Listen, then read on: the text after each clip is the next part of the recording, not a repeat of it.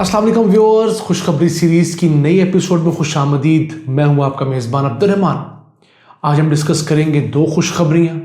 आज की पहली खुशखबरी तो कराची में मुकम्मल होने वाला पहला बस रैपिड ट्रांसपोर्ट का मंसूबा है। ग्रीन लाइन मेट्रो बस का मंसूबा मुकम्मल हो गया है और उसका बाकायदा इफ्तिताह भी कर दिया गया है।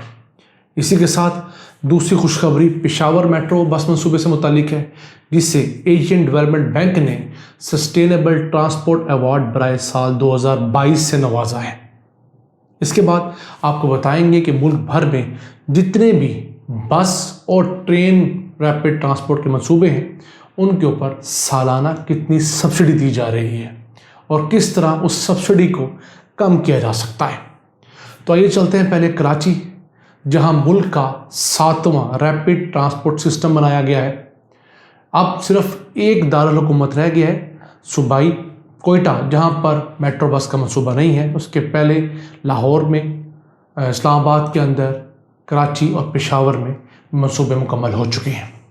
सन 2016 में इसका आगाज़ किया नून लीग ने। मुकम्मल तो होना था 2.5 साल में, 2018 के इलेक्शन से पहले, लेकिन चूंकि ये मंसूबा पंजाब में नहीं था, अगर पंजाब में 11 माह के करीब अरसे में हमारे आंखों के सामने जो लाहौर मेट्रो बस का मंसूबा था पहला, वो मुकम्मल हो सकता है, तो ये 2.5 साल में मुकम्मल क्यों नहीं हुआ? इसकी बड़ी वजह कराची में होना था और नून लीग को कराची में ऐसे वोट भी नहीं मिलने थे, तो उन्होंने उसको उतना फोकस ही नहीं किया। ये मंसूबा बिलाखिर 6 साल बाद मुकम्मल हुआ। पीटीए ने भी इसको बहुत ज़्यादा तेज़ी से नहीं चलाया, लेकिन बिलाखिर 24 अरब रुपए की लागत से 21 किलोमीटर तवील ये ट्रैक मुकम्मल हो चुका है। 22 स्टेशन है इसके ऊपर, 80 हाइब्रिड डीजल बसें इसके ऊपर चल रही हैं। अब हाइब्रिड डीजल बस वो बस होती है जो बेसिकली डीजल से चलती है, लेकिन साथ साथ अपनी बैटरी चार्ज करती है और फिर उस चार्ज बैटरी से भी चलती है। उसका फ़ायदा ये होता है कि फ्यूल की कॉस्ट कम होती है। मैक्सिमम किराया इसके अंदर 55 रुपये रखा गया है और एक रोज़ के अंदर कराची के हमारे 1,35,000 मुसाफिर जो हैं इससे इब्तदाई तौर पर मुस्तफ़ीद होंगे। अभी इसके ट्रायल शुरू हुए हैं और 25 दिसंबर को ये आवाम के लिए खोल दी जाएगी। और अगर इस मंसूबे के बारे में ये कहा जाए तो गलत ना होगा कि कुफ टूटा खुदा खुदा करके। इसके बाद एक ऑरेंज लाइन का मंसूबा 2.5-3 किलोमीटर का, वो सिंध हुकूमत अपने बजट से बना रही है। उम्मीद करते हैं शायद वो भी 6 महीने मुकम्मल होगा। तो इसके बाद दीगर मंसूबे हैं, रेड लाइन है, ऑरेंज लाइन है, पर्पल लाइन है, लेकिन वो एक फ्यूचरिस्टिक मंसूबे हैं। कराची के अंदर अल्हम्दुलिल्लाह आगाज़ हुआ है। इसके साथ केसीआर का मंसूबा जो है वो 4.5 लाख अफराद को रोज़ाना मुस्तफ़ीद किया करेगा। और वो मंसूबा एक ऐसा मंसूबा है कि वो इन तमाम बस मंसूबों को इंटरकनेक्ट करेगा। तो अगर नियत की जाए तो अगले 5 सालों के अंदर कराची का जो ट्रांसपोर्ट का मसला है वो बहुत हद तक हल हो सकता है। इसी के साथ चलते हैं पेशावर, जहाँ एक मेट्रो बस का मंसूबा जल्दी में शुरू किया गया। बहुत सारे डिज़ाइंस की प्रॉब्लम्स थी, उसको बड़ी मुश्किल से हल किया गया, बिलाखिर वो शुरू हुआ। तो उसको इस साल जो एशियन डेवलपमेंट बैंक है उसने trans Peshawar sustainable transport award बराए साल 2022 से नवाजा है। क्यों? इसने 2 अहम काम किए हैं। एक तो जो एयर पोल्यूशन है पेशावर शहर में उसको कम करने में अहम किरदार अदा किया, क्योंकि इस मंसूबे के तहत कोई 67 करोड़ रुपए की लागत से पुरानी बसें और पुरानी वैगनें ख़रीद कर उनको डिसमेंटल कर दिया गया है। ये बड़ा अहम है, ताकि ना रहेगा बांस ना बजेगी बांसुरी।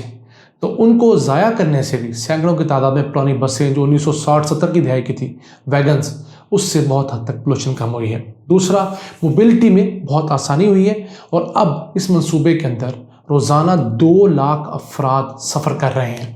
और ये पाकिस्तान का वाहिद बस रैपिड या ट्रेन रैपिड मंसूबा मिला लें तो एक मंसूबा ऐसा है जिसके अंदर 2 लाख अफराद सफ़र कर रहे हैं। बाकी तमाम मंसूबों में इससे कम अफराद सफ़र करते हैं रोज़ाना की बुनियाद पर। इसी वजह से इसके अंदर जो सब्सिडी है वो भी कम है। गुज़िश्ता साल 1,88 करोड़ रुपये सब्सिडी दी गई, क्योंकि कोरोना था, बार बार लॉकडाउन लग रहे थे। इस साल 2,70 करोड़ रुपये का तखमीना है, लेकिन 2 अहम मंसूबे इसके अंदर शामिल किए गए। एक तो इसके ज़मीन जो है उसके ऊपर कमर्शियल प्लाजे बन रहे हैं। जब वो कमर्शियल प्लाजे मुकम्मल हो जाएंगे तो उनकी आमदन से बहुत हद तक ये जो सब्सिडी है वो कम होगी। और दूसरा, साइकिल का जो ट्रैक है, इस बस के नीचे साइकिल का ट्रैक है प्रॉपर। आप किसी भी स्टेशन में दाखिल हो, वहाँ से साइकिल लें اور سائیکل ڈرائیو کر کے اگلے اسٹیشن پر سائیکل دیں اور 10 روپے کے اندر آپ کہیں اور جا سکتے ہیں. اس کے اوپر جو پراپر امپلیمنٹیشن ہوگی تو سبسڈی مزید کم ہو جائے گی. تو اس طرح کے اگر سسٹینیبل منصوبے ہم بنانا شروع کریں تو پاکستان کے لیے بہت اہم ہے، جس کے اندر بہت کم سبسڈی لگے اور لوگوں کو فائدہ ہو. اب اس کے اطراف میں جو شہر ہیں قریب ترین، جیسے چار سدہ ہے، مردان ہے، وہاں تک بھی کنیکٹیوٹی بنانا چاہتی ہے حکومت، تاکہ وہاں کے مسافر جب پشاور آئیں تو ان کو شہر کے باہر سے کنیکٹیوٹی مل جائے. تو ہم دعا گو ہیں کہ یہ منصوبہ جو ہے اپنی تاخیر کا جو علامہ ہے، جو تاخیر کے اس کے متعلق شکایات تھی، اس کو اب اچھی پرفارمنس سے پورا کرے گا. اب چلتے ہیں ملک بھر میں موجود دیگر تمام منصوبوں کی طرف. تو اگر لاہور میٹرو بس منصوبے کی بات کی جائے، جو پاکستان کا پہلا منصوبہ تھا فیروزپور روڈ پر، وہ ہر سال 4 ارب 10 کروڑ روپے سبسڈی کھا رہا ہے. پھر بات کی جائے ملتان میٹرو منصوبہ، یہ سب سے ناکام منصوبہ ہے، صرف الیکشن جیتنے کے لیے بنایا گیا، کیونکہ اس جگہ پر ٹریفک ہی نہیں ہے، مسافر ہی نہیں ہے. جس منصوبے کو 1.5-2 لاکھ افراد کے لیے بنایا گیا تھا، وہاں پر صرف روزانہ 40,000 افراد بمشکل سفر کرتے ہیں. وہ منصوبہ ہر سال 3 ارب 60 کروڑ روپے میں پڑ رہا ہے. اس کے بعد اگر metro train, orange line train Lahore کی بات کی جائے تو 8 ارب روپے سالانہ میں یہ منصوبہ پڑ رہا ہے. اور پھر اگر راولپنڈی اسلام آباد میٹرو بس کی بات کی جائے تو 3 ارب 60 کروڑ روپے میں وہ منصوبہ بھی ہمیں پڑ رہا ہے. ہمیں کس طرح کہ ہمارے ٹیکس کے پیسوں سے ہی ان منصوبوں کو چلایا جا رہا ہے. اگر گزشتہ حکومتیں جلد بازی نہ کرتی، اسپیشلی شہباز شریف، تو ان منصوبوں کو بہت وائبل بنایا جا سکتا تھا. کیوں کہ جو میٹرو لائن کے منصوبے تھے ان کے ساتھ فیڈر روٹس ہوتے ہیں، مختلف علاقوں سے سواریوں کو لایا جاتا ہے، میٹرو ٹرین کے ذریعے تیز سفر کروایا جاتا ہے، اور پھر ایک متعلقہ سٹاپ پہ جا کر پھر مختلف بسز کے ذریعے ان کو شہر کی پیریفری میں بھجوا دیا جاتا ہے. یہ ایک ایسا لنک ہے جو آج تک لاہور میں ڈیولپ نہیں ہو سکا. حالانکہ 2 اہم لائنز پیرلل چلتی ہیں لاہور کے اندر، جو میٹرو بس ہے اور جو اورینج لائن ٹرین ہے، لیکن ان کے درمیان جو کنیکٹیوٹی ہے وہ ایسا پائیدار آج تک نہیں بن سکی. اس کے ساتھ ساتھ ان میٹرو بس اسٹیشنز اور ٹرین کے اسٹیشن کے اوپر بہت بڑی جگہ ہے، اس کو کمرشل استعمال میں نہ جانے کیوں حکومت نہیں لے کر آ رہی. اب اگر ہم لاہور اورینج لائن ٹرین کی بات کریں تو کم از کم 10 اسٹیشنز تو ایسے ہیں جو میں نے خود دیکھے ہیں، بہت گنجان آبادی کے اندر واقع ہیں، اور ان کے نیچے خالی جگہ پڑی ہوئی ہے جہاں پر کسی ریڑھی والی نے قبضہ کیا ہوا ہے، کوئی پینچروں والا بیٹھا ہوا ہے. تو اگر اس جگہ کو پراپر شاپس بنا کر پراپر بیڈنگ کے ذریعے کرائے پر دیا جائے تو ان میٹرو ٹرینز اور بسز کی جو لاگت ہے اس میں کمی لائی جا سکتی ہے.